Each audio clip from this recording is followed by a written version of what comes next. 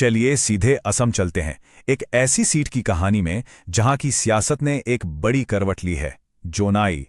आखिर हुआ क्या था वहां? हम सिर्फ खबरों की सतह पर नहीं बल्कि आंकड़ों की गहराई में उतरकर इस बदलाव की नब्ज पकड़ेंगे।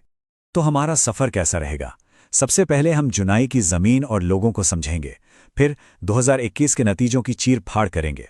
उसके बाद थोड़ा वक्त में पीछे चलकर देखेंगे कि इस बदलाव की जमीन कैसे तैयार हुई, और आखिर में सबसे बड़ा सवाल, इस पूरी कहानी का सबक क्या है? किसी भी सियासत को समझने का पहला नियम है जमीन को समझिए, लोगों को समझिए, क्योंकि राजनीति हवा में नहीं होती, वो लोगों की रोजमर्रा की जिंदगी, उनकी चुनौतियों से ही जन्म लेती है। तो चलिए जुनाई को समझते हैं। जुनाई ये सिर्फ एक नाम नहीं है, ये एक आरक्षित सीट है अनुसूचित जनजाति के लिए। इसका मतलब यह है कि यहाँ की सियासत की धुरी यहाँ के आदिवासी समुदाय हैं। ये संविधान की दी हुई एक पहचान है, और यही पहचान यहाँ की राजनीति की आत्मा भी है। और इस समुदाय की पहचान में भी एक चेहरा सबसे अहम है, मिशिंग जनजाति। आप सोचिए, लगभग 85% आबादी, 85%। इसका मतलब साफ है, जोनाई में राजनीतिक हवा का रुख मिशिंग समुदाय की उम्मीदों और उनकी चिंताओं से ही तय होता है। उनका भरोसा यही जीत की चाबी है। तो यहाँ के लोग मांग क्या रहे हैं? कोई बड़ी बड़ी बातें नहीं, बहुत ही बुनियादी चीजें। ऐसी सड़कें जो बारिश में बह ना जाएं, बाढ़ से राहत जो वक्त पर मिले, पास में एक अस्पताल हो, बच्चों के हाथ में नौकरी हो, और सबसे बढ़कर अपनी जमीन और अपने हक की सुरक्षा।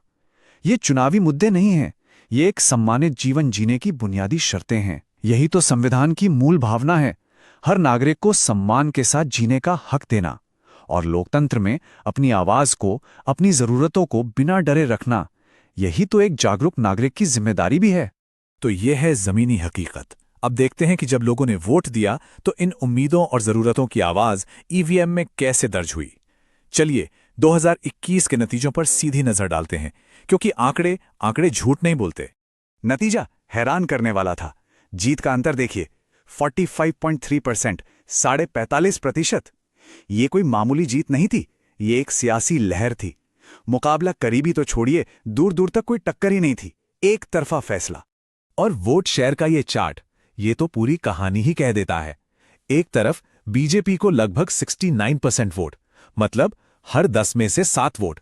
दूसरी तरफ आईएनसी सिर्फ 23% पर, और बाकी तो 5% का आंकड़ा भी नहीं छू पाए।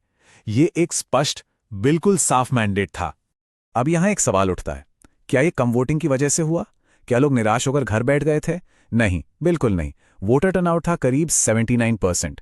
इसका सीधा मतलब है कि लोगों ने घर बैठकर तकदीर का फैसला नहीं किया, वो बाहर निकले और उन्होंने सक्रिय रूप से, एक्टिवली एक बदलाव के लिए वोट किया। ये वोटर की नाराजगी नहीं बल्कि एक सोचा समझा रीअलाइनमेंट था। तो फिर सवाल वही है, इतना बड़ा बदलाव आखिर हुआ कैसे? देखिए, राजनीति में कुछ भी रातों रात नहीं होता। हर बड़े नतीजे के पीछे एक कहानी होती है, एक सफर होता है। तो चलिए थोड़ा वक्त में पीछे चलते हैं और इस बदलाव की जड़ों को टटोलते हैं। इस टाइमलाइन को देखिए, ये एक पूरी सियासी कहानी है। 2011 आईएनसी के लिए सुनहरे दिन, 53% वोट, मजबूत पकड़। फिर आता है 2016 और सब कुछ बिखर जाता है। वोट शेयर 53% से गिरकर सिर्फ 15% पर आ जाता है। और इसी बिखराव ने, इसी खालीपन ने 2021 में बीजेपी के लिए एक जबरदस्त जीत का दरवाजा खोल दिया। एक का किला ढहा तो दूसरे ने अपनी नींव रखी। 2016 का वो नतीजा असल में एक अलार्म था, एक बड़ी चेतावनी। सोचिए, एक मजबूत पार्टी का वोट बैंक इस तरह बिखर जाए और एक इंडिपेंडेंट कैंडिडेट चुनाव जीत जाए। ये साफ संकेत था कि पुरानी वफादारियां अब काम नहीं कर रहीं। वोटर एक नई आवाज, एक नया विकल्प ढूंढ रहा था। जमीन नीचे से खिसक रही थी, और शायद किसी को इसका अंदाजा ही नहीं हुआ। तो इस पूरी कहानी का निचोड़ क्या है? जुनाई का ये नतीजा सिर्फ एक सीट की हार जीत का किस्सा नहीं है, इसमें आज की राजनीति के लिए कुछ बहुत बड़े सबक छुपे हैं। इस बदलाव की वजहें परत दर परत हैं। पहली, वोटर चुप नहीं बैठा, उसने एक्टिव होकर अपनी पसंद बदली। दूसरी, एक नई पॉलिटिकल फोर्स ने आदिवासी वोट को एक साथ लाने में कामयाबी हासिल की। तीसरी, उन्होंने जमीनी स्तर के लोकप्रिय नेताओं के मोमेंटम को अपने हक में इस्तेमाल किया। और ये सब मुमकिन इसलिए हुआ क्योंकि चौथी और सबसे बड़ी वजह यह थी कि एक पुरानी पार्टी का जमीनी संगठन पूरी तरह से कमजोर पड़ चुका था। जुनाई हमें एक बहुत जरूरी बात याद दिलाता है।